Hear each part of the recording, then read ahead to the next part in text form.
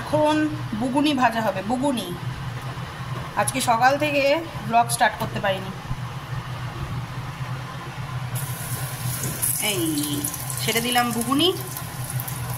যেহেতু ওই কালকের চিকেন পকোড়ার যে তেলটা, ওই তেলটা বেঁচে ছিল, ওই তেলেই বসিয়ে দিলাম।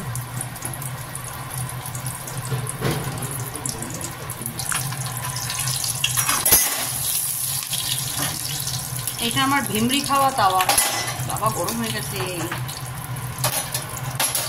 এটা এত ডিস্টার্ব করে, যখন কিনেছিলাম বুঝতেই পারিনি। Everyone, welcome back to my channel. তো এখন ঘড়িতে দুপুর 2:30। এখন বেগুনি ভাজছি, দুপুরে ভাতের সাথে খাওয়া হবে। তো কালকে রাতের না, কালকে চিকেন বেঁচে গেছিলো, মানে রাতে আমি খাইনি। শালিনী কৌশিক প্রথমে বলেছিল যে নিয়ে যাবে, তো ওরাও আর নেয়নি। তো ওই চিকেন আছে, আর সাথে একটু ডাল করে নিয়েছি, ব্যাস। আর আজকে না সারাদিন, মানে সকাল থেকে আমি ব্লগ স্টার্ট করিনি, কারণ আজকের দিনটা মানে একটু ম্যাচ করছে সকাল থেকে। মানে কালকে গরমে এত রান্না বান্না হই হুল্লোড় দৌড়াদৌড়ি করেছি, আর তারপরে রাতের বেলাতে বৃষ্টিতে ভিজেছি, ওতেই অবস্থাটা খারাপ হয়ে গেছে। তো ওই জন্য সকাল থেকে ব্লগ স্টার্ট করিনি। এখন স্নান টান করে বেগুনি ভাজছি, দুপুর 2:30 থেকে ব্লগ স্টার্ট করলাম। তো খেতে দেবো।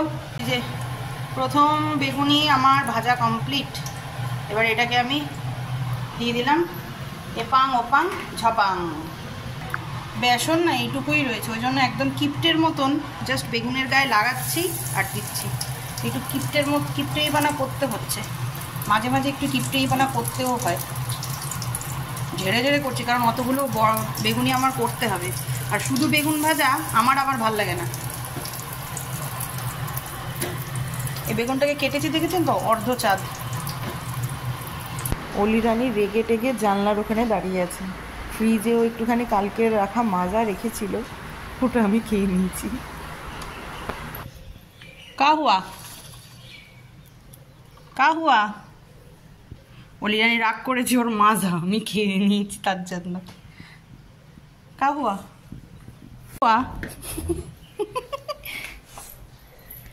কি হয়েছে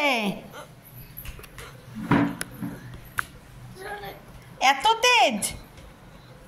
দেখুন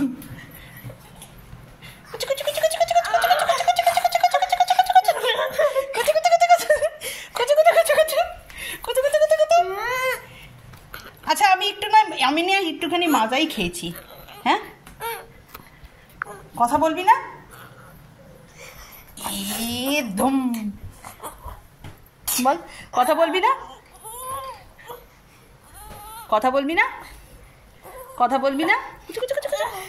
কত রাগ! হ্যাঁ, আমি একটু বোতলের একটুখানি মাজা খেয়েছি। দেখুন কাণ্ড,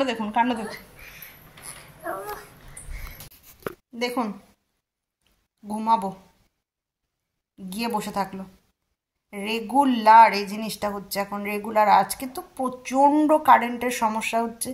সকাল 6টায় গেল একবার, 10টা কততে গেল একবার, 12টা কততে, 12:20 না 15তে গেল একবার।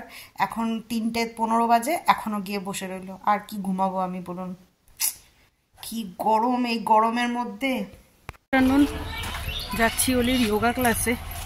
এত বৃষ্টি হচ্ছে, কিন্তু তাও গরম আর কমছে না, গরম যেইকে সেই আছে। এই গরমে কিচ্ছু ভালো লাগছে না, কিচ্ছু না। ইচ্ছাই করে না যেতে, মনে হয় ফ্যানের তলায় চুপটি করে বরফগুলো কিছুটা বিছানার নিচে দিয়ে শুয়ে থাকে। বাপরে বাপ।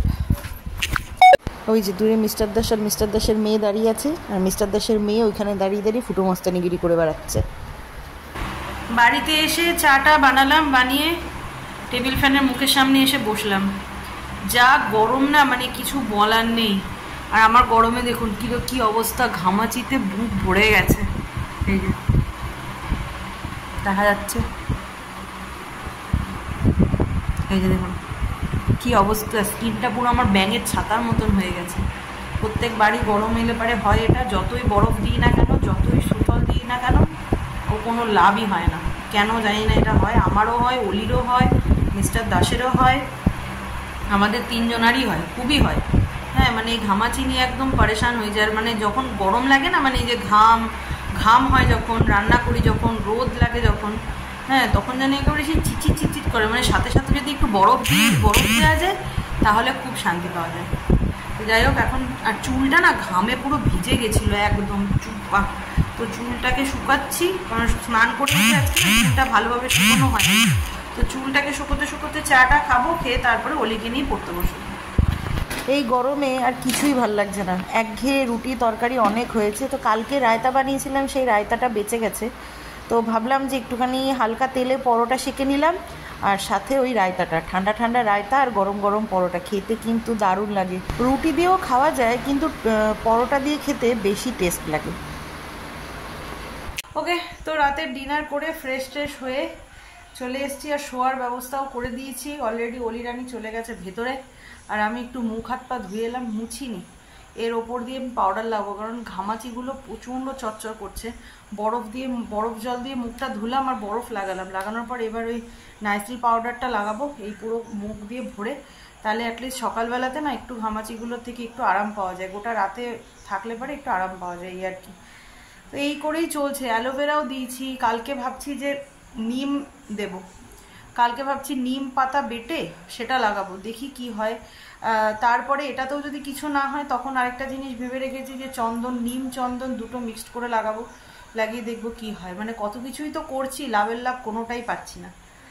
তো যাই হোক, আর যা গরম পড়েছে না, এই গরমে মানে কিছুই ভালো লাগছে না, না কিছু করতে ইচ্ছা করছে, না কোথাও যেতে ইচ্ছা করছে, না কিছু।